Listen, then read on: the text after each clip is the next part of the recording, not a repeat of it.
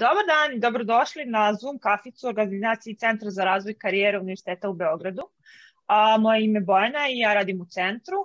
Naši gošće i gosti danas su naše divne kolege iz sektora za međunarodnu i međuuniverzitetsku saradnju i oni su prihvatili poziv da sa vama prodiskutuju o mobilnostima.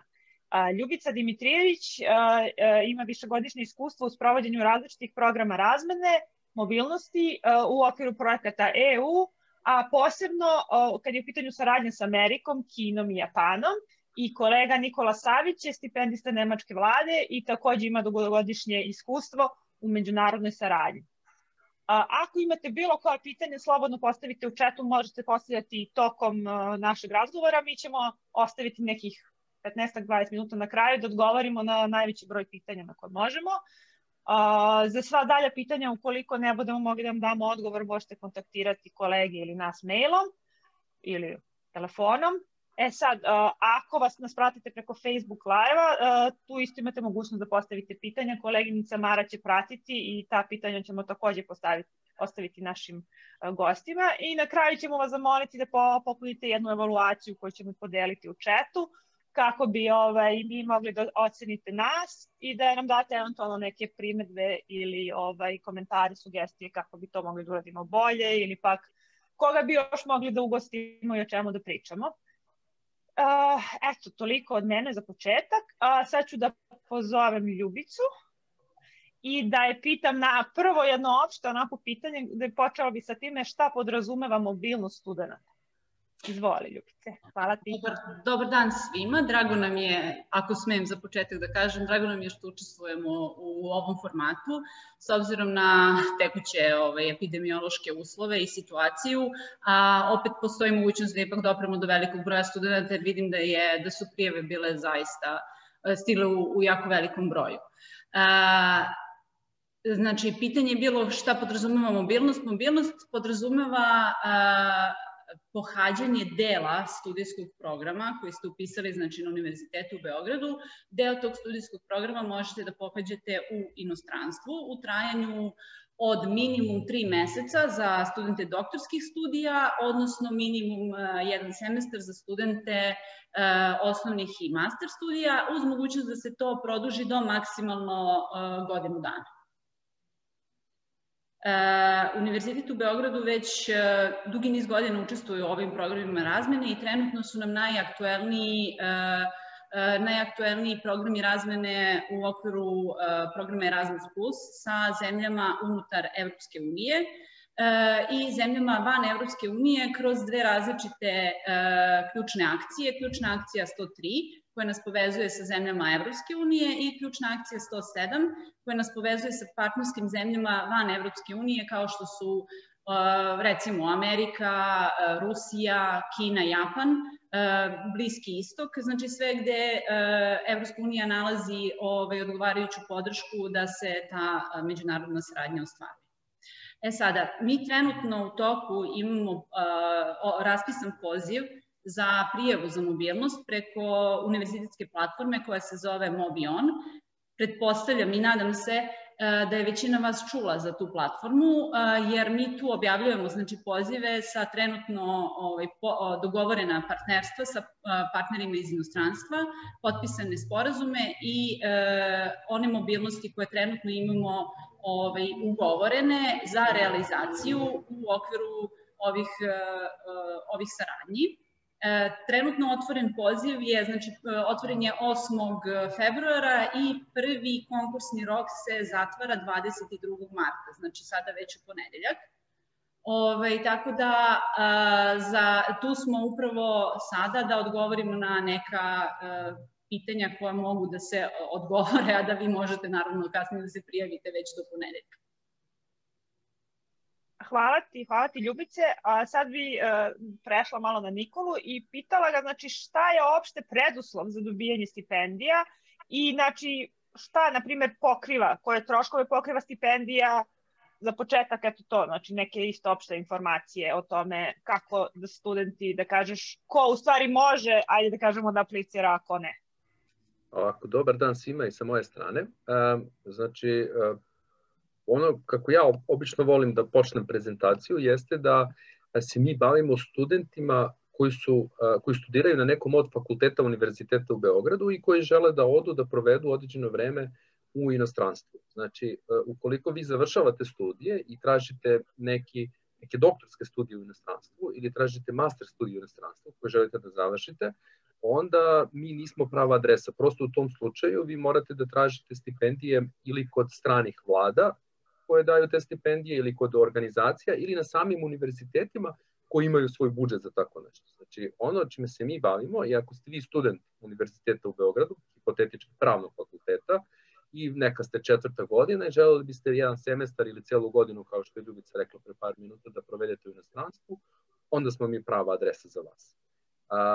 I druga stvar, kako obično završavam, ali ajde da kažem sad to na početku, sve što smo vam rekli, što ćemo vam reći danas, da zaboravite, ali ponesite jednu važnu stvar, a to je strana koju sam ih podelio na chatu, to je mobion.bg.crs, jer svi konkursi koje objavi Univerzitet u Beogradu, odnosno sve stipendije koje mi podelimo u okviru raznih programa, su objavljene na ovom portalu, sajtu, platformi, zovite kako god hoćete. Ono što je interesantno, to je da sve postavljate elektronski, znači nema potrebe da dolazite fizički kod nas, to je uvedeno već pre nekih 4-5 godina, i ono što je bitno, po mom ličnom mišljenju, vama treba možda jedna nedelja da zapravo prikupite celu dokumentaciju. Znači, ljudi obično misle da treba dosta više vremena, da je to jako komplikovan proces, da je dug proces. Nije. Zapravo najveći izazov je taj ugovor o učenju koji treba da dogovorite sa vašim nadležnim prodekanom na fakultetu. Ali ajde, o tim dokumentima ćemo posle.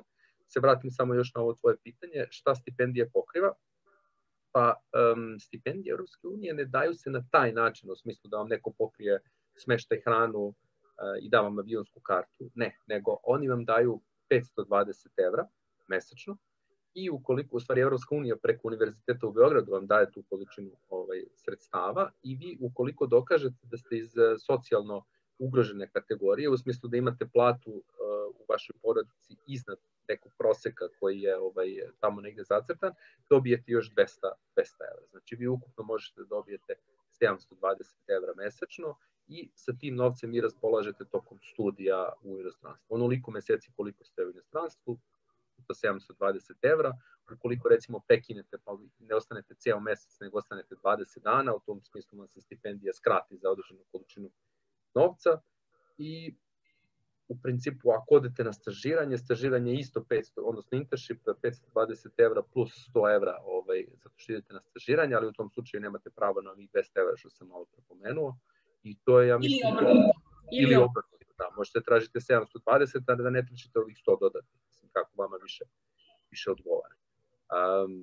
Eto, to su neke opšte stvari, vi sami se snalazite za put, sami raspolažete tim budžetom, obično univerziteti u inostranstvu imaju smeštajne kapacitete za studente koji dolaze preko Erasmus programa i to vam je najčešće finansijski najpovoljnija opcija da živite u nekom od studentskih domova. Kažem, sa tim novcem vi plaćate smeštaj, plaćate osiguranje ukoliko je to potrebno i plaćate hranu u studentskim restoranima ili običnim restoranima kako vam volje. Ljubica, ako sam nešto preskočio, ti slobodno. Pa evo samo odmah da odgovorim koleginici, nije cifra ista u zavisnosti od toga, znači postoje dve kategorije zemalja, iako vidjet ćete na Mobionu su vam navedene kategorije zemalja u koje se putuje i iznos stipendija za te zemlje. Maksimalni iznos je 520 evra koji možete da dobijete plus eventualno tih 200 i postoji još jedna cifra, ja je ne znam sada napamet, možemo da proverimo tokom razgovora na samoj platformi, ali kažem vam, postoji, znači na Mobionu izlistane postoji dve kategorije, mislim da je 480 i 520, tako je, to je nešto što je naša nacionalna agencija postavila nama kao maksimalni limit do kog možemo da tražimo, da dajemo stipendije za naše studente. I ono što je Nikola rekao, samo da se nadovežem, to mi je jako bitno da znate. Univerzitet u Beogradu je taj koji raspolaže budžetom i Univerzitet u Beogradu vam onog trenutka kada budete odabrani za mobilnost isplaćuje tu mobilnost. Znači ranije mi smo promenili status od pre 2 godine, sad smo mi ravnopravni partner unutar Evropske unije i imamo svoj budžet za svoje odlazeće studente, znači studente koji idu na taj period mobilnosti. Znači, sa nama dogovarate taj, da kažem, finansijski deo. Akademski deo, naravno, dogovarate i termine dolaska i odlaska, dogovarate sa domaćinom svakako. Oni će vam, naravno, ponuditi smeštaj eventualno u studentskom domu, to sad nema veze ko vam isplaćuje stipendiju, ali je jako bitno da mi moramo da imamo informaciju o tome kada odlazite na mobilnost, da li se nešto promenilo od onog trenutka kada ste dobili tu potvrdu, to govorim zbog toga što je, mislim, pandemija u toku, između ostalog, da bismo mogli da vam spremimo odgovarajuću dokumentaciju koja će da pokrije taj period dok ste vi tamo i na osnovu koje ćete dobijati mesečnu stipendiju ili kako god je nazovemo za taj period boravka. Hvala ti, Ljubice. Ja bi sad, u stvari, Nikola je negde odgovorio, rekao nam je da nam treba nedelju dana da se pripremimo, ali dobro, to je u stvari priprema dokumentacije. A koliko u stvari studentu, ajde kažeš, treba da se uopšte pripremi za mobilnost? Znači, ako hoće sad je rešio da se prijavi, jel mu je dovoljno nedelju dana ili možda ipak treba neki duži rok? To je bio jedno od dosta čestih pitanja, pa evo ja da postavim vama, vi verovatno imate neko iskustvo s tim. Pa evo sami izračunajte, znači nađete univerzitet, koliko vam treba, da nađete univerzitet gde želite da idete, da taj univerzitet ima potpisan sporazum, odnosno da je otvoren konkurs na Mobionu i da nađete studijski program koji vama odgovara.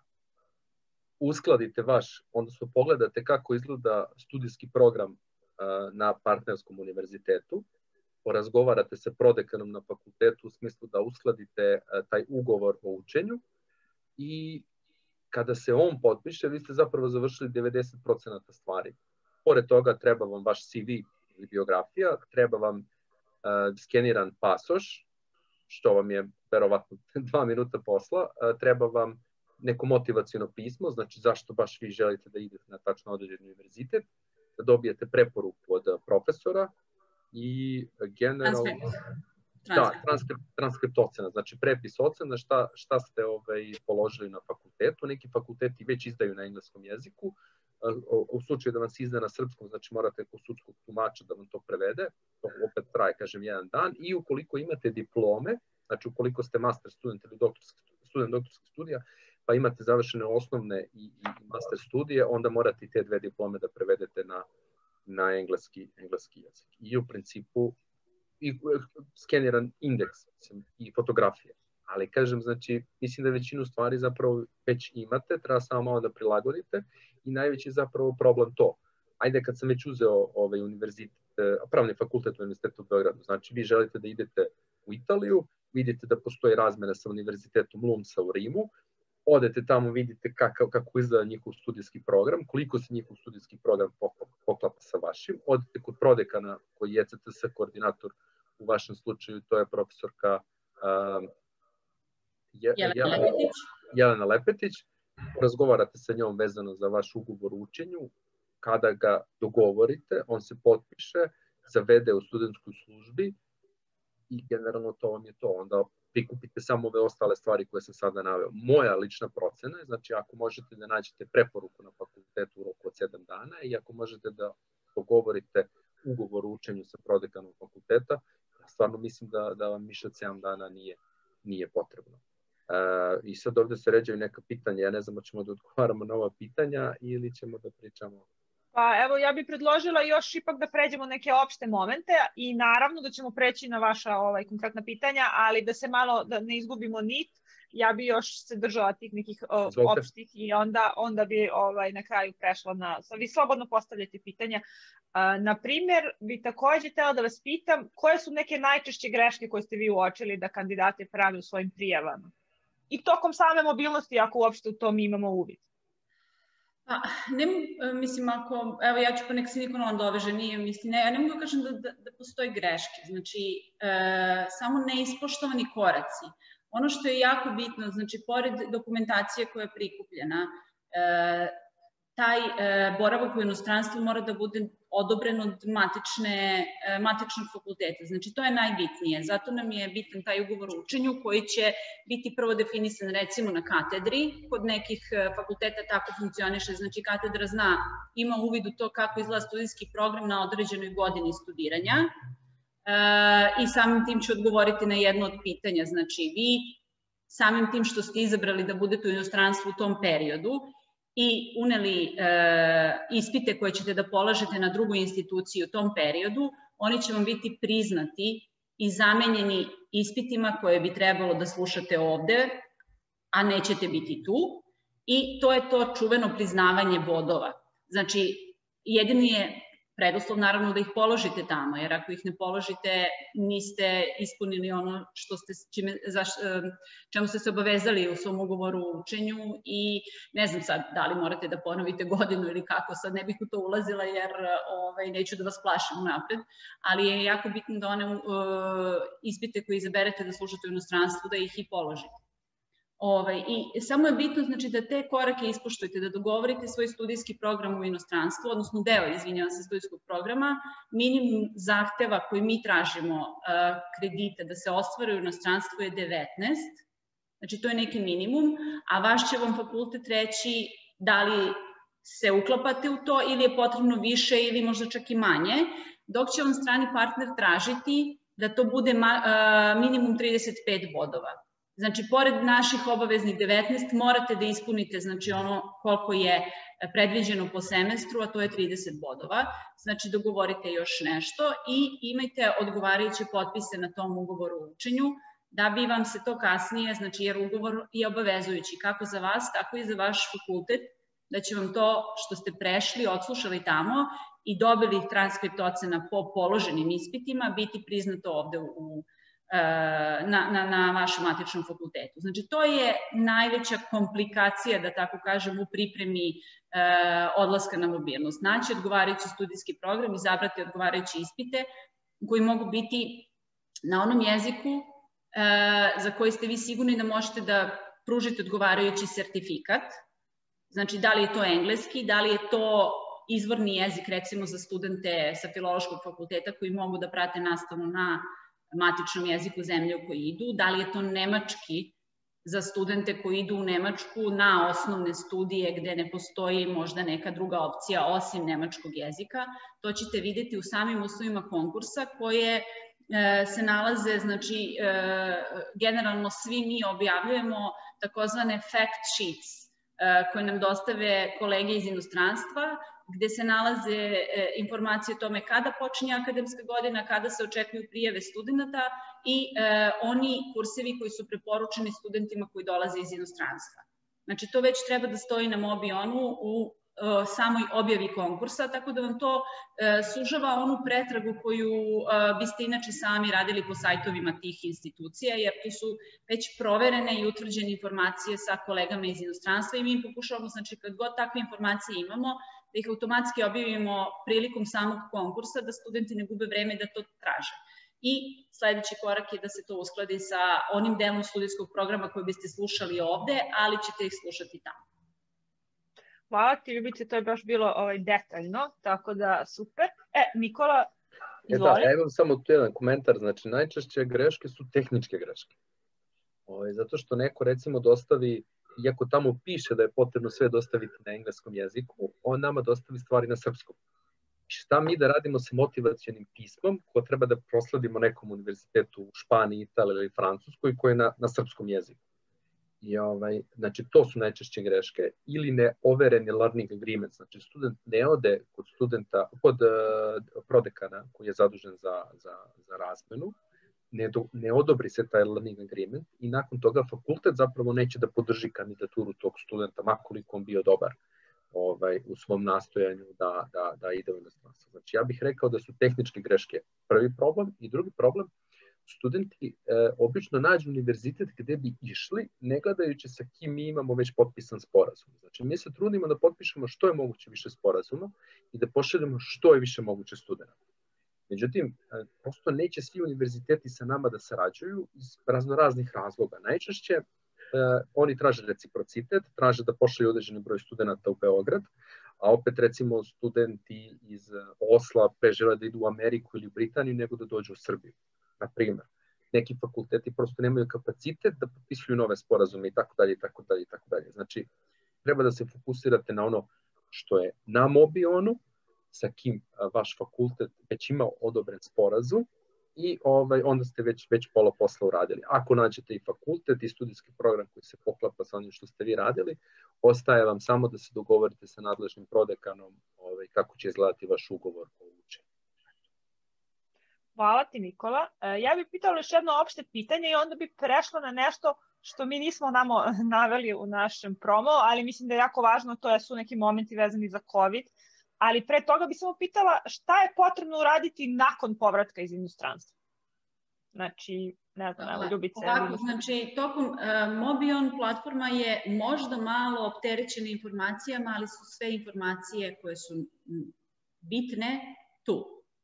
Nije, možda kažem, ali radimo na tome da bude malo preglednije. Znači, na Mobionu, tokom same prijave, nismo razdvajali informacije jesmo ih razdvajali po naslovima, ali ih nismo razdvajali po tabovima da ljudi mogu sve da imaju na jednom mestu.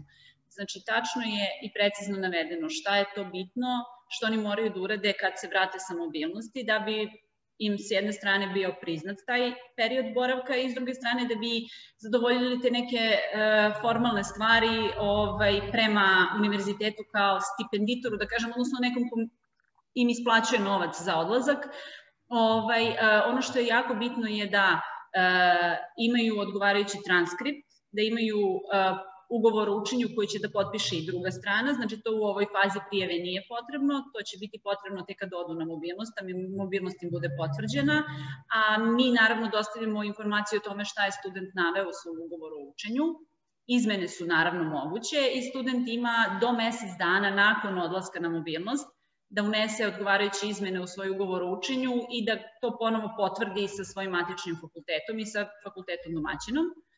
Znači, obostrano potpisan ugovor o učenju, transkript ocena, odlazi se u studentsku službu, svi imaju tako.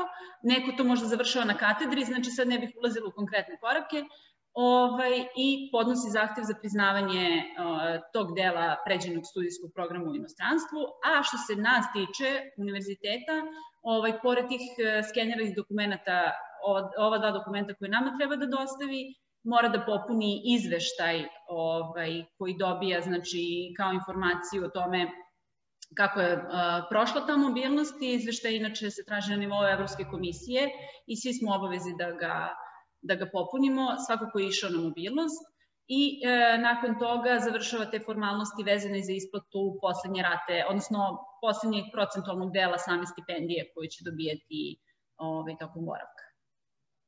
Hvala ti.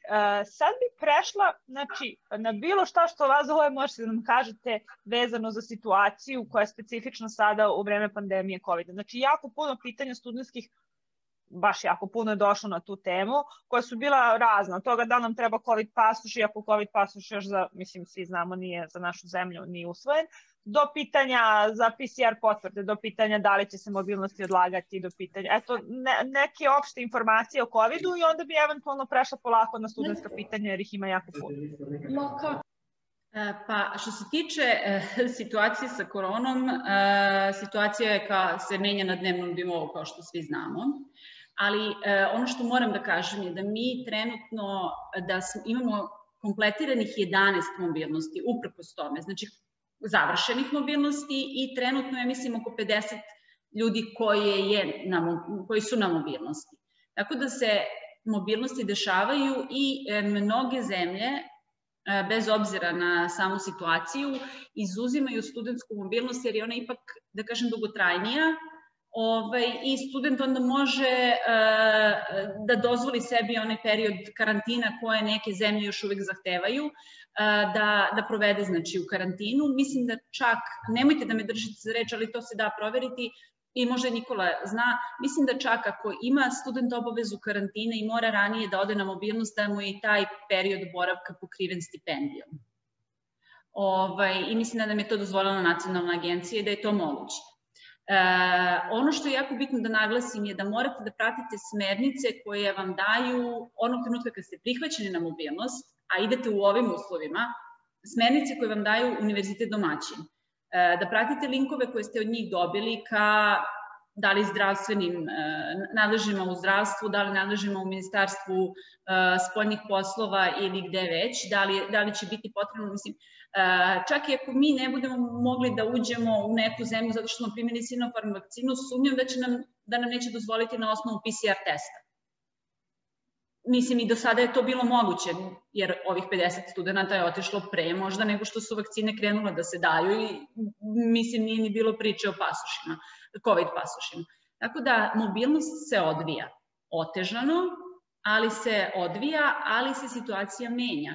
Tako da prosto ako imate nedoumice pred sam boravak, obratite se nama, obratite se onome ko je kontakt osoba za zemlju u koju idete. Kontakti su i jasno naznačeni na Mobion platformi i na sekciji Međunarodne saradnje Univerziteta u Beogradu. Pa ćemo se dogovarati i pisat ćemo kome treba i vidjet ćemo, može se desiti, dešavalo se, da mobilnosti prvo budu pomerene za jedan ceo semestar, onda u potpunosti otkazane, ali to je prosto viša sila i na to ne možemo da utičemo, ali ono što možemo da kažemo, bar je takva praksa bila do sada, studenti koji su se prijavili i bili prihvaćeni na mobilnost, pa je to otkazano usled ovakvih situacija, će imati prednost pri selekciji u narednom pozivu. Hvala ti. Nikola, ali imaš ti nešto vezano za... Pa zapravo ovde dobar savjet ne postoji, zato što su se stvari, bar u zemljama za koje sam ja bio odgovoran, menjale iz dana u dan.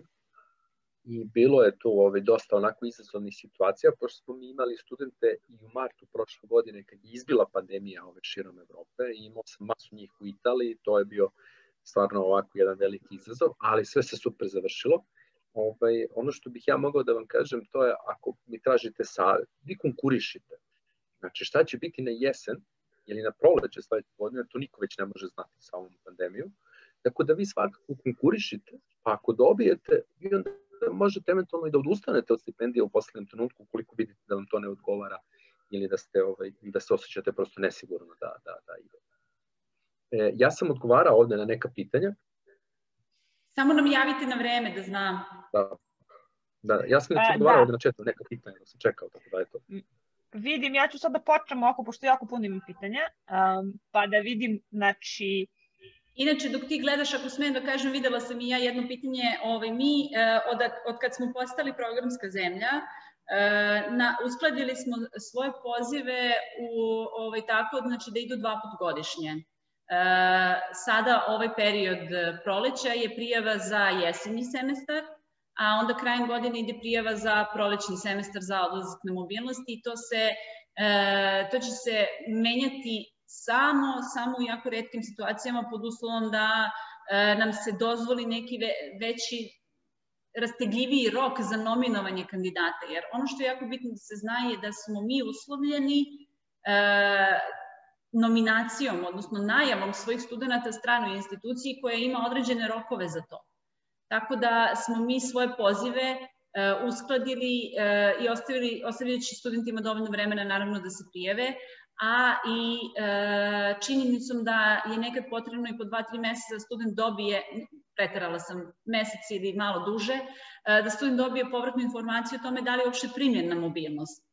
Kada je primljen, onda mora da reguliše pitanje vize. Tako da ti rokovi su možda ranije, malo ranije nego što bi negde moglo da se dozvoli duže, da bismo eventualno sve te nepredviđene okolnosti uzeli u obzir. Svi rade sa smanjenim kapacitetima i tamo gde je moguće, prijava će se završiti u maju. Tamo gde nije moguće, prijava mora da se završi sada u martu i prosto takva je situacija. Hvala ti, Ljubice. Ja ću da počnem sa pitanjima. Nikola je možda odgovorio neka pitanja, ali pošto ćemo mi ovo emitovati i na Facebook live-u, ja bih hvala da vi odgovorite ovako njima na pitanje kako bi oni mogli to da čuju. Sad, znači, predlažem samo, pošto ima puno pitanja, da dajemo kratke odgovore. Da li studenti, Jasna nas pita, da li studenti privatnih fakulteta u Beogradu mogu ići na razmenu? Mogu, ali ako njihov fakultet ima povelju o visokom obrazovanju, znači samo da odu u svoju međunarodnu službu ili dekanat, ne znam kako to funkcioniše, i da se raspitaju da li imaju povelju o visokom obrazovanju i sa kojim institucijama iz inostranstva njihov univerzitet sarađuje i dobit će tu informaciju. Ali preko univerziteta, ako nisu naši studenti, ne. Univerziteta u Beogradu. Hvala ti. Koji su običajni kriterijumi za odabir kandidata, pita DJov? Pa, znači, preko pomenute platforme Mobion, mi smo bili, na jednom mestu postoje zapravo kriterijumi kako rangiramo kandidate i to je nešto što je propisala Europska unija. Znači, tačno se zna koliko bodova nosi vaš prosek, koliko bodova nosi da li ste primljeni, koliko bodova nosi preporuka i tako dalje, onda se sve to sabere. Tako je to nekako jeste motivaciono pismo. U realnosti, s obzirom da smo mi ušli u ovu COVID krizu, šansa da dobijete stipendiju ukoliko imate apsolutno sve valjane dokumente je ogromna. Tako da ne bih se brinuo mnogo o tom delu. Hvala. Znači, jedno pitanje smo ovde već i odgovorili, a to je koliko imamo konkursa i tako dalje. Pitala je Vesna, da li se stipendije isplaćuju pre ili nakon odlaska studenta u drugu zemlju? Mislim da je to vrlo jedno konkretno pitanje koje je... To je jako važno, da. Hvala Vesna. Ono što je bitno, znači, student neće dobiti stipendiju napred. Ono što mora da uradi je da, a to će vidjeti u spisku dokumenta koji stoje na Mobion platformi, znači kada dođe u zemlju koju ide na mobilnost, da ode u međunarodnu službu ili koja već znaće komu je glavni referent tamo, na osnovu pisma koje će da dobije o prihvatanju na mobilnost i poneće nešto što se zove Certificate of Departure and Arrival. I taj sertifikat, ta potvrda će prvo da bude potpisana, znači kad dođe tamo, poslaće nam tu potvrdu skeniranu na mail i koleginica koja je zadužena za uplate stipendije će da pusti rešenje da ta stipendija bude proknjižena. Mislim da treba jedno manje od nedelju dana sada već, ušla je naša Narodna banka u štos, tako da mislim da to ide jako brzo. I onda naravno, znači od tada kada ste poslali taj prvi Certificate of Arrival, mislim da vam stipendija ide, znači, na mesečnom nivou. Samo računate mesec dana od tog datuma, ide sledeća stipendija. Hvala ti, Ljubice. Imamo još jedno pitanje, znači od iste osobe. Da li moguće prijaviti se za razmenu na više studijskih programa ili više fakulteta? Na više univerziteta. Znači, da li, na primjer, jedan student može se prijavi, ajde kažemo, na više fakulteta ekonomskih u Francuskoj? Može, ali može otići samo na jednu mobilnost, to je valjda jasno. Da, ali znači ne sprečava ga jedna prijava, ajde kažemo da stavi još jednu. Dobro. Pitanje je onda da... Mislim da piše ne više od 2, tako da vas molim samo da to ispoštujete, jer... Kako da vam kažem, uzimate možda mesto nekome ko bi otišao inače, a vi ste se prijavili za 2 mesta. Jednako ste dobar kandidat za oba i fakultet vas nije rangirao različito za ta 2 mesta, a inače može to da uradi. I mi vas na oba nominujemo, a ne nominujemo, jer ograničen je broj stipendija, ne možemo više možda od jedne osobe da nominujemo i nama jedno mesto propada. Tako da, eto, naznačite, ono što hoću da kažem, naznačite šta je vama prioritet.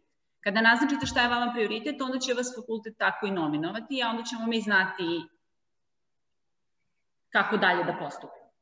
Kapiram. Ljubice, drugim rečima pozivamo na solidarnost među studentima. Ako može, da. Da. Hvala ti. Pitanje je bilo na koje smo, ja mislim, uglavnom i odgovorili, a evo, pročitat ću ga, da li se uglavnom traži engleski jezik za studiranje ili zemlje traže svoje matične jezike? Kažem, u tom info sheetu je naznačeno, uglavnom su u ponudi studijski programi na engleskom, ali nije nemoguće da se, znači, student prijavi, recimo, ako želi da ide u Kopenhagen sa filološkog, da se prijavi da sluša nastavu na danskom, jer za Boga zato i ide. I mislim da tu nije nikakav problem. Oni naravno nude engleski upravo zbog toga, da bi ponudili što većem broju studenta, ali u ovom slučaju prihvatit će naravno svakako i studenta koji odlično govori danski. Hvala ti. Onda imamo pitanje na koje smo odgovorili, znači to neću sad čitati, vezano je za bodove. Bodove smo već pričali kako se dobijaju. Sljedeće pitanje od Irene bi bilo da li je bitno da budemo na budžetu ili ne. Znači na budžetu, pretpostavljam ovde, da budemo budžetski studenti Univerziteta u Beogradu. Ne. Evo, Ljubica nam za ove koji se slušaju samo u audio, Ljubica odmahuje glavom, znači nema potrebe da budete na budžetu. To vam nije nikakav faktor. Ali je potrebno naravno da donesete odgovarajući broj bodova da biste nastavili minimum u tom statusu u kom ste ovde. To je. Pročitat ćemo Desidora više kao komentar nego kao pitanje. Kao neko ko se već prijavljivo, slažem se da treba nedelju dana, ali treba ostaviti vremena profesorima da odobre learning agreement. Korisno da imate CV na engleskom, već spreman, tako da možete brzo da se prijavite nakon što nađete otvoren poziv. Hvala ti, Isidora, to je sve, ja mislim, relevantna informacija. Dalje, samo da vidim, izvinjam se, da li postoje neki uslovi osim potpisivanja tog ugovora na osnovu koji se prihvata? Dobro, to smo već pokrenuli. Vuk nas pita, zanima me da li je preporuka profesora potrebna samo ako smo na doktorskim ili master studijama? Ili je potrebno i za osnovne studije? Preporuka profesora. Pa potrebna je i ukoliko ste na osnovnim studijama. Mislim da nećete moći da završite prijavu na platformi ukoliko nemate preporuku. Mislim da smo ukinuli, da smo ukinuli kao obavezu baš za osnovne studije, a da je naznačeno da treba. Znate zašto je potrebno na doktorskim studijama? Zato što se pretpostavlja da radite neko bitno istraživanje gde vam znači da odete u određenu laboratoriju, zbog toga vam profesor daje preporuku recimo da idete kod nekog njegovog kolege u inostranstvo, pa to je bitna stvar i osobi kojoj vas mi nominujemo, da i ona zna da je uspostavljen taj kontakt. Tako da, eto, mislim ako nema zvezdica crvena, znači da nije obavezan dokument. Eto, to je to, a ne može da škodi. Možda, jer znate šta postoji još kao koncept? Vi se prijavljate kod nas na platformu, mi vas nominujemo stranoj instituciji, međutim i oni traže da se prijavite i kod njih na platformu. Tako da jedna od tih dokumenta može da bude i preporuka, pa da je ne biste tražili naknadno, bolje je imajte negde da možete odmah da je prikačite i na tu neku stranu platformu na kojoj recimo za Helsinki, za Dansku, znači za Finsku, za Dansku, za Švedsku će vam sigurno biti potrebno da se registrujete na platformu strane institucije kao što se registrujete i na mobilno. Hvala. Da li postoji opcija, pita Dunja, da matični fakultet ne prihvati razmenu, to jest da se ne prihvati semestar završen u inostranstvu? Pretpostavljam da misli na bodove. Da li postoji mogućnost da na primjer, ajde da kažemo, sve bude dogovoreno i da onda fakultet ne prihvati te bodove koji su stečeni u inostranstvu? Mislim da je to bilo pitanje. Ako je sve dogovoreno, kao što smo rekli, znači pre odlaska, ako je prodekan potpisao learning agreement, ako je on overen u pisarnici, ukoliko je bilo izmena tokom boravka, ukoliko su neki novi predmeti oslušani, ukoliko je sve to overeno, ukoliko je donet prepis ocena iz inostranstva, onda nema razloga da se to ne prizna. Ukoliko nešto od toga nije ispoštovano, onda naravno da fakultet može da ne prizna kredite koje student doneo iz inostranstva. Hvala ti, Nikola. Da li na razmenu možemo da odemo ako smo na osnovnim strukovnim studijama, pita Ana? Pa ne vidim zašto da ne. Mislim, ako je student Univerziteta u Beogradu, on je student, jer Univerziteta u Beogradu? Jer mi imamo strukovne studije. Znači, ukoliko je student Univerziteta u Beogradu... Ako ima potpisan ugovor, ne vidim, da, nije. Ako postoji ugovor sa tom institucijom za vašu oblast, za vaš fakultet, nema razloga. Hvala. Da li moguće otići na neku razmenu u cilju izrade diplomskog završnog rada? Samo ako je on jasno naznačen, razdvojen u studijskom programu matične institucije i nosi minimum 19 bodova. Dobro, hvala ti. Ovdje imamo već jedno pitanje postavljeno i odgovoreno od strane Nikole, tako da ću ja brzo samo da pređem preko njega. Da li je moguće da student Beogradskog univerziteta upiše Erasmus Plus Joint Master, koji traje 2 godine i ne spada u mobilnost, a Nikola je već odgovorio da to ne može, jer to su celokupne studije. Tako da to je... Da, ne može da dobije stipendiju za to. Da. Mislim, može da, naravno može da upiše. Dobro. Ja se izvinjam, samo pitanje o vezi medicina ako može da se postavi. Izvini, samo da vidim. A šta je bilo pitanje o vezi? Možeš slobodno da ga postaviš sad. Što se tiče medicine, da li imate iskustva sa razmenom sa medicinskog fakulteta zbog dvosemestralnih ispita i prakse? Kako to funkcioniše? Pogotovo nakon treće, nakon predklinike, zbog toga što u nekim zemljama medicina osnovne plus master kao 3+3, a kod nas je, na primjer, to integrisane studije od 6. Pa da li imate možda već neko iskustvo sa razmenom sa medicinskog? Nikola, imam na doktorskim studijama, ako si ti imao, možeš, ako ne, možemo da vas uputimo na Natašu Ognjanović, ona svakako ima i ja mislim da sa Semmelweis univerzitetom postoji jako dobra saradnja u toj oblasti, postoji sa, mislim, Ljubljanom, jer oni imaju sličan studijski program kao naš, jer smo praktično, mislim, nastali na istim osnovama, da tako kažem. Tako da sigurno postoji saradnja sa medicinskim fakultetom, samo morate da birate baš te ispite koje, tu će vam Nataša Ognjanović pomoći, znači period kada možete da realizujete mobilnost. Ali čim oni podnesu zahtev da zarađuju sa nekim, znači da postoji opcija da tog studenta pošalju, tako da nema razloga da se ne ide. Samo možda neki kontakt da se postavi, ako nije problem. Nataša Ognjanović... Ja sam s medicine, ideš u Centar za međunarodnu saradnju, to je u zgradi dekanata na drugom spratu, tamo kad se skrene, negde je studentska služba, nego prođeš njih po hodnik s desne strane prva vrata. Međutim, ja sam bio, s drugarice, mi smo se prilično razočarali, pošto suštinski jeste problem da su većina ispita, odnosno većina fakulteta ima pretežno jednosemestrne ispite, a naši su dvosemestrni. I onda su nam objasnili da ako bismo mi išli na razmenu, na jedan semestar svako ne bi mogli da nam prihvate ni jedan od tih ispita koje bismo položili, tako da bismo pozirali godinu. Mislim, i na jedno i na dvosemestrnu razmenu, i jednom i drugom slučaju. Tako da jedina opcija je da se ide u 6. godini, da li u prvom, da li u drugom semestru, kada je kao staž. Međutim, onda mi opet nije jasno da li bi se mi morali da odrađujemo ti 6 meseci staža, tako da su to neke stvari koje bi trebalo još da se, mi raspitamo. Sad, šta je to? Evo ja ću da napišem to, pa ću eventualno da se konsultujem sa Natašom i imate naše kontakte, pa možemo da se čujemo za nedelju dana da vidimo šta smo dobili kao povratnu informaciju. Hvala još jednom.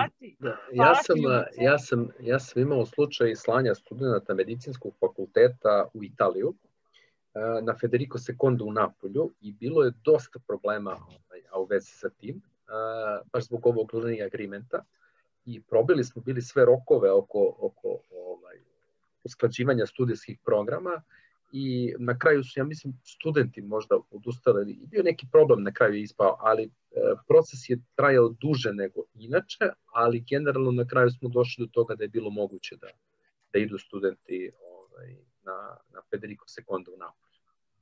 Studenti medicinskog fakulteta. Čekajte, jel su to master ili integrisane? Samo me to zanima. Bili su studenti... Odnosno, su to doktorski ili integrisane studije? Integrisane studije su bile i bili su studenti koji studiraju ovaj program na engleskom jeziku kod vas na fakultetu. Aha, ne znam za njih je malo drugačije, za nas je baš onako...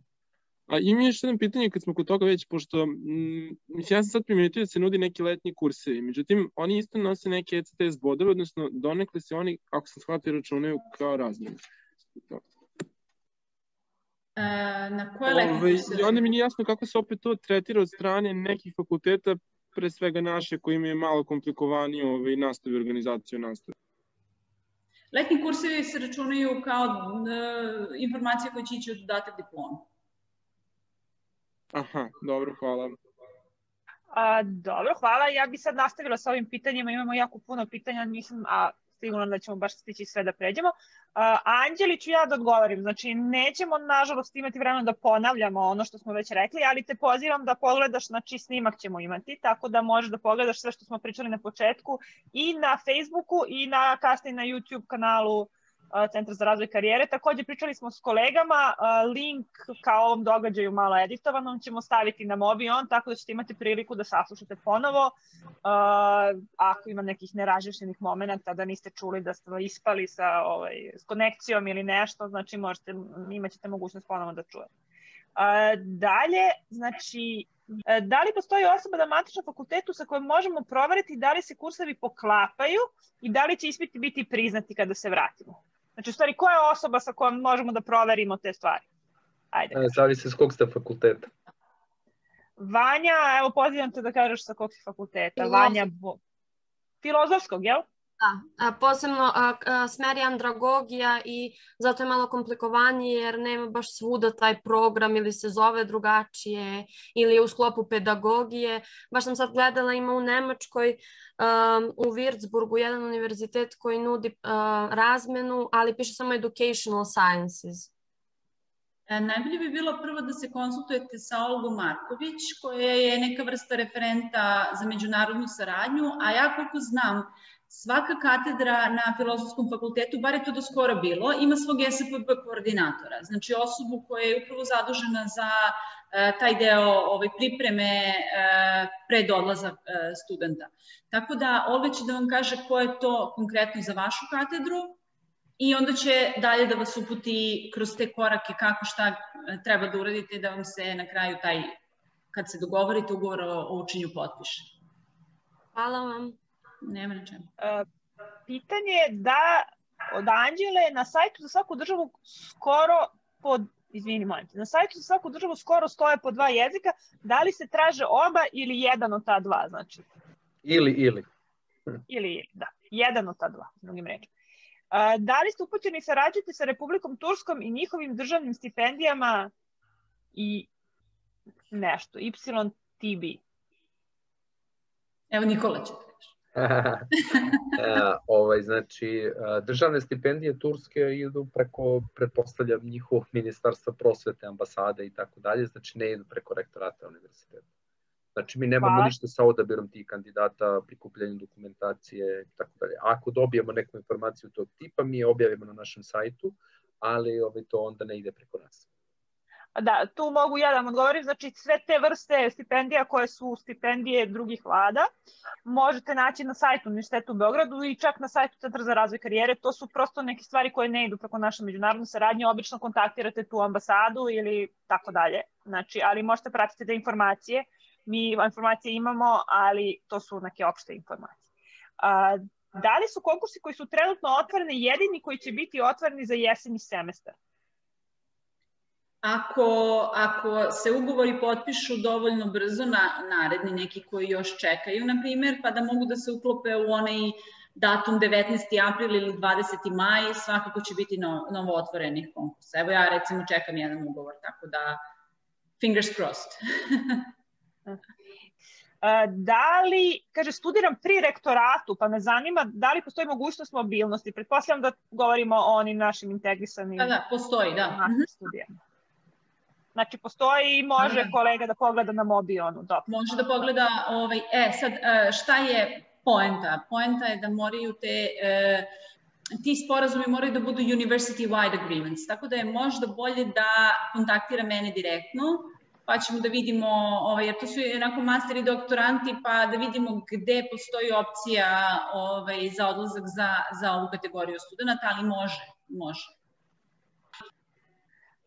Ajde da prođemo na brzinu još kroz par pitanja, samo da vidim, pokušam sad malo znači, pitanje imamo kakva je saradnja sa univerzitetom u Rijeci i Zagrebu, pa sam da li ima neka otvorena mobilnost za Hrvatsku, da je to bilo pitanje.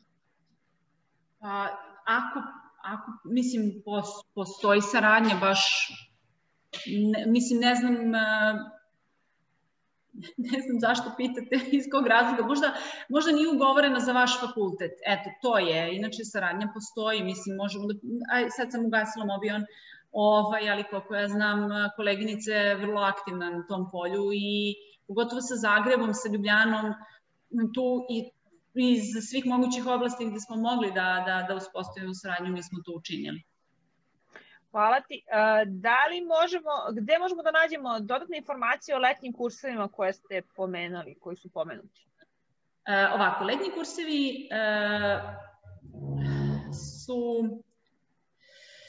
Ako govorimo o Arhusu, znači ovo je bila jedna jedina ponuda koja postoji i vidjet ćemo kako će to u budući da bude regulisano. Zašto? Zato što letnji kursevi se manje više obavljaju u nekoj sopstvenoj režiji, univerzitet nema budžet za njih.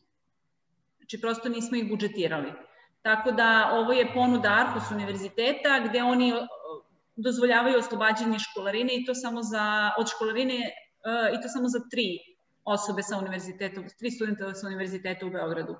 Tako da do sada nismo imali smo jedan ograničeni period ponude za letnje škole, za naše, recimo, doktorante koji su pritom angažovani negde na univerzitetu u Beogradu, jer mi na kratkoročne boravke, kao što sam na početku rekla, ne možemo da šaljemo studente.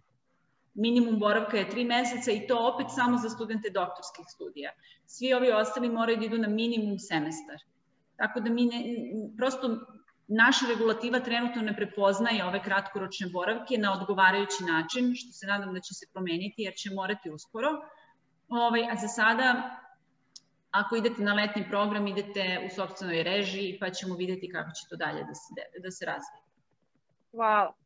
Mislim da je ovo pitanje opet upućeno tebi, Ljubice, pošto pita kolega Slobodan za mobilnosti i studentske razmene u SAD i Kini.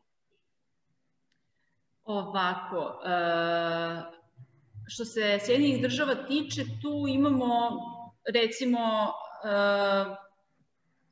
ograničene opet mogućnosti kroz Erasmus, kroz ključnu akciju 107, a što se Kine tiče, ja nisam zadužena, ja radim na globalnom nivou, za Erasmus nisam zadužena ni za Kinu, ni za Ameriku, ali opet ono što ja radim, uglavnom su dolazeći kandidati, nemam informaciju o mogućnostima za trenutno da postoji nešto što je otvoreno za odlazak u Kinu, ali kolega može da mi pošalje mail šta je to što njega interesuje, pa ćemo da probamo da pronađemo odgovarajući, ako postoji odgovarajuće rešenje ili da damo odgovor. Hvala ti. Ja sad moram unapred da se izvinim studentima, vidim da se možda malo i ljute što nisam stigla da pročitam sva pitanja, ja prosto nažalost ne mogu da pročitam sva pitanja. Nešto smo već pokrili, nešto vam preporučujem da poslušate ponovo, nešto ćemo možda nažalost preskočiti, ali vas pozivam ako vas preskočimo, to nije namerno, to je zato što ne stižemo, da nam se obratite mailom kolegama prvenstveno u međunarodnoj saradnji, oni ako imaju odgovor, oni će vam odgovoriti. Evo sad, znači, ponovo izvinjavam se, pitanje koje je 2 puta ponovljeno, da li za mobilnost vezano uz izradu završnih diplomskih radova mora prijaviti 1 semestar unapred ili se možemo prijaviti za aktuelni semestar? Kako za aktuelni semestar? Mislim, pazite, treba neko da vas nominuje na fakultetu, treba završiti celu dokumentaciju i treba neko da vas prihvati. Znači, vi se generalno sad prijavljujete da biše na jesen. Na jesen ćete se prijaviti da biše na proleće, prosto. Osim ako obnovite semestar pa vam se to isto računa. Ne znam. Mislim, prosto potrebno je dosta stvari. Treba vam boravišna dozvola u inostranstvu. To se čeka najčešće od 2 nedelje do meseca po dana. Treba vam da vam mi obradimo dokumentaciju, da se na fakultetu obradi dokumentacija i da vas kolege u inostranstvu prihvate. Tako da je to proces par meseci. Svakako. Onda imajte u vidu i letnju pauzu ili pauzu za Novu godinu i božićne praznike, tako da, kažem, na jesen se prijavljujete za proleće, na proleće se prijavljujete za jesen semestar. Hvala ti puno. Imam jedno ovde konkretno pitanje koje mislim da nije loše odgovoriti. Može da bude interesantno studentima. Znači, da li prilikom popunjavanja ugovora o učenju student, na primjer, 3. godine mora da bira kurseve koje ustanova domaćin nudi na toj godini ili može da bira kurseve sa neke druge godine? Znači, to jest, ako su ti kursevi kompatibilni sa kursevima koje pohađa na matičnom fakultetu. Pa znate šta, vi bi hipotetički mogli, ako ste 2. godina studija, da birate ispite i sa 4. i sa 3. godine studija. Tako je zamišljen Erasmus. Ali je pitanje šta će vama fakultet priznati nakon povratka ovde kod nas. Znači, ako studirate medicinu i birate nešto sa 6. godine, a vi ste 3. mislim da su velike šanse da vam ništa neće toga priznati. Ali koliko ste, recimo, student filološkog fakulteta i ako ste student 3. godine i idete u Španiju, a studirate španski jezik, mislim da su velike šanse da će vam se priznati ispite i sa druge godine studija. Pazite, Ali to treba sve proveriti sa prodekanom. Da. Ako vam oni preporuče, da, upravo to, ako vam oni preporuče i kažu mi smo ovo prešli, sad bi to trebalo da slušaš, onda je to u redu, ali morate toj stranoj instituciji da dokažete prethodno znanje. Znači na osnovu transkripta, da ste vi taj deo prešli, jer to je jako bitno, da imate taj background da možete da pratite nastavu, a ne da birate onako, ovo mi se sviđa, ja bih ovo, mislim, svi bismo mi nešto voleli, ali ono što naša mobilnost mora da vodi sticanju znanja za dobijanje diplome na matičnoj instituciji. Znači, nema sad tu kao što je možda nekada ranije bilo gde smo imali malo više fleksibilnosti, prosto objavljan sam program da se ovoga držimo. Hvala ti, Ljubice. Imao sam ja studenta koji je pohađao jahanje i plivanje na univerzitetu u Varšavi. Mislim, ta devojka uopšte nije očekivala da će se bilo šta od toga priznati svoje vremeno, tako da imali ste i takve primere, ali to nije nešto čemu treba težiti. Hvala ti. A reci mi, evo još 2-3 pitanja i onda bi završili se danas. Ja ću pre pitanja samo da vas podsjetim i da vas zamolim da pre nego što odete popunite evaluaciju koju je koleginica Marija podelila s nama u chatu. Znam da ima jako puno informacija, scrollujte, ta informacija je nama važna i kolegama da vide da su odgovorili adekvatno na vaše pitanja, a i važno nam je jer mi tako formiramo nove Zoom kafice, tako što nam vi kažete šta vas zanima. Sad ću samo da postavim još pitanje, sa kim na Pravnom fakultetu možemo da se konsultujemo, mislim da ste to već... Jelena Lepetić, profesorka Jelena Lepetić. Anđela, što se tiče troškova, to smo već pričali na samom početku, tako da ću te pozvati da poslušaš ponovo. U kojoj godini po vašem iskustvu najbolje otići na razmenu? Evo, ovo je interesantno pitanje. U prvoj godini ne možete nikako, znači dok ne upišete drugu godinu ne možete se ni prijaviti. To su pravila Univerziteta u Beogradu, a posle toga možda u onoj godini u kojoj imate najviše izbornih predmeta. Eto, mislim prosto zbog priznavanja. Da li je to treća, četvrta, nemojte ostavljati za poslednji semestar nikako, jer, kako da vam kažem, osjećam samo diplomski, a onda on neće biti dovoljno, nećete moći da donesete dovoljan broj bodova i onda džabe ste čekali do samog kraja. Treća godina bi možda bila najidealnija, u principu imate dovoljno iskustva prethodnog, a opet niste u tom nekom cajtnotu da ne znate da li možete ili ne možete da idete, pa se prijavljate uzalud. Eto, to je moja neka sugestija. Ne znam, nije prosto, nemamo jednu Nikola ima još. Vi imate pravo, Ljubice, podsjeti me, 10 meseci po nivou studija da provedu inostranstvo, tako? Da, tako je po ciklusu, znači... Znači, kad kažemo, možete da odete 2 semestra, mi mislimo na 12 meseci. Znači, hipotetički, da sam ja student, ja bih pokušao da idem u 3. i 4. godini po 1 semestar i onda bih ponovo, kad upišem master studije ili doktorske, pokušao ponovo da idem. Da sam ja student, ja bih tako radio. Da sam ja Dobro, Niko. Ti si bio student nekad, svi smo bili nekad student. Manje mogućnosti. Da, slažem se.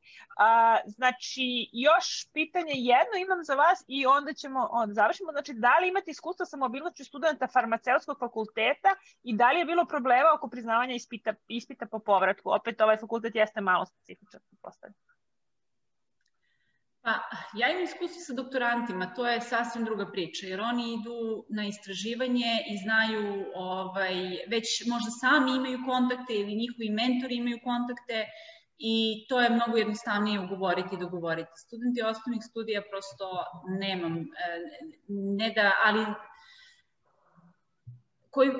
kada sam pitan koji je fakultet u pitanju, ne koji fakultet, nego koja institucija iz inostranstva je u pitanju, pa da eventualno vidimo da vas povežemo sa nekim za dodatna pitanja. Da, ali mi imamo, ja nisam nikad slao studente farmaceutskog fakulteta, moram priznati, to je jedan od onih fakulteta gde nisam imao ni prijava, ali mislim da je sad otvoren poziv za Karlov univerzitet u Pragu, što bi trebalo da bude poprilično kompatibilan program našem programu. I znam da postoji dobra saradnja, tako da studenta ili studentkinju farmaceutsku koji je postavio pitanje, evo, ohrabrujem da pogleda taj poziv baš konkretno na Mobionu. Dobro, hvala ti. Evo ja vidim sad još pitanje da će se održati jedna kafica na ovu temu u budućnosti. Pa to ne znam, vidjet ćemo u zavisnosti od, mislim, mi smo svakako, ponavljam, rešili da ovo snimimo i da podelimo s vama kako bi i studenti koji naknadno dođu ili budu rešili da se prijave za sledeći ciklus mogli da pogledaju ovo. Ali ponavljam ponovo, znači slobodno se obratite kolegama mailom ili telefonom za dodatne informacije. Da li ćemo organizovati zavisi od nekih, i zavisi od kolega i zavisi naravno od interesovanja. Mi smo tu i za pitanja i za komentare i za sugestije, za sve naravno. Rado ćemo se odazvati pozivu ako bude novog i napominjem, znači posle ovog 22. imamo rokove 19. aprila i 20. maja, tako da možemo i nešto, ako se slože, ako mislim postoji dovoljno termina, možemo nešto u tom periodu da organizujemo, možda ne sa mnom i sa Nikolom, ali da čujete i da upoznate i druge kolege iz sektora za međunarodnu saradnju i eventualno da vidite neke malo drugačije formulisane odgovore, nije na odgovor. Da, Nikola menja poziciju, tako da je verovatno ovo njegova poslednja prezentacija za Erasmus Plus. Ali da, sad sam ih imao preko 50. Pa onda je ovo specijalno, mislim, počestala. Da. Naravno, ako bude dovoljno interesovanja, mi ćemo organizovati, imamo još kolega u međunarodnoj saradnji koji se bave istim ovim poslom, samo drugim zemljama i koji će isto imati super stvari da vam kažu, tako da pratit ćemo, što bi se reklo, puls naših studenta. Znači, i na kraju, ja želim da zahvalim kolegama, ovo je stvarno bilo jako korisno, vrlo praktično i potrajalo malo više nego inače naše Zoom kafice što traju, ali dobro, mogli smo i da pretpostavimo da će tako biti. Hvala vam puno, možda ćemo se družiti ponovo na nekom drugom formatu ili sa nekim drugim kolegama. Želeo bih takođe da vas još jednom pozovem da popunite evaluaciju i da najavim narednu Zoom kaficu isto u organizaciji Centra za razvoj karijere, koja je već sad u sledeći utorak, znači u našem regularnom terminu, i bavimo se, znači, gošća nam je Snežana Marković, koja je preduzetnica, spisateljica i predavač i osnivač konsultantske agencije ŽMK. Sad, i jako kratko, pošto smo malo opet probali termin, ću vam samo reći, znači, takođe u aprilu počinje prijavljivanje za DG praksu, program praksi, i to je nešto što možda može da vam bude interesantno. Tako da vas pozivam da ispratite te informacije na našem sajtu. I ako niste već registrovani, da se registrujete na sajtu Centra za razvoj karijere kao student u Univerzitetu u Beogradu, gde ćete onda dobijeti adekvatne informacije putem maila onoga što vas interesuje, znači u ovom slučaju kad organizujemo neke naše događaje ili kad imamo neke prilike za posao ili praksu, to onda mi šaljemo našim studentima mailom. Takođe nudimo im onda i karijerno psihološko savjetovanje, pomoć u pisanju radne biografije i tako dalje. Tako da, eto, ispratite sve što centar nudi i registrujte se i družite se i dalje s nama. Imaćemo dosta interesantnih programa u narednom periodu. Toliko.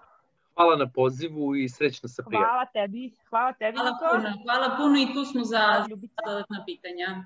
Da, i samo, Ljubice, mi ćemo podeliti, ti ćeš podeliti sa mnom prezentaciju, pa ćemo mi poslati studentima, je li tako? Tako da ne, naravno, mislim, pored onoga što stoji na Mobionu, možda će im značiti da imaju ipak malo preglednije te informacije, malo, mislim, izvučenije iz tog čitavog konteksta, jer Mobion ima baš sve informacije sada da vide ovo šta je potrebno. Hvala ti. Znači, mi ćemo danas, sutra poslati vama koji ste se prijavili, znači na mail s kog ste se prijavili prezentaciju, gde isto ćete imati malo sažvaka na neke informacije, neke korisne linkove i takođe pozivamo da se registrujete ako niste već na Mobion i da tamo istražite detaljno šta od mogućnosti postoji za vaš fakultet i tako da se snađete, da se prijavite i srećno sa vašim prijavama. Ako smem samo, znači, ako mi nešto nismo odgovorili sada, idite do svojih prodekana za međunarodnu saradnju, pitajte i njih, raspitajte se na matičnim katedrama, možda i oni već znaju, tako da prvo probajte kod kuće, pa onda dođete i kod nas slobodno, mi ćemo tu da popunimo sve eventualne praznine koje su ostale. Hvala koleginice. Ništa, pozdravljam vas sve, vidimo se na nekoj novoj Zoom kafici i viđenja. Hvala.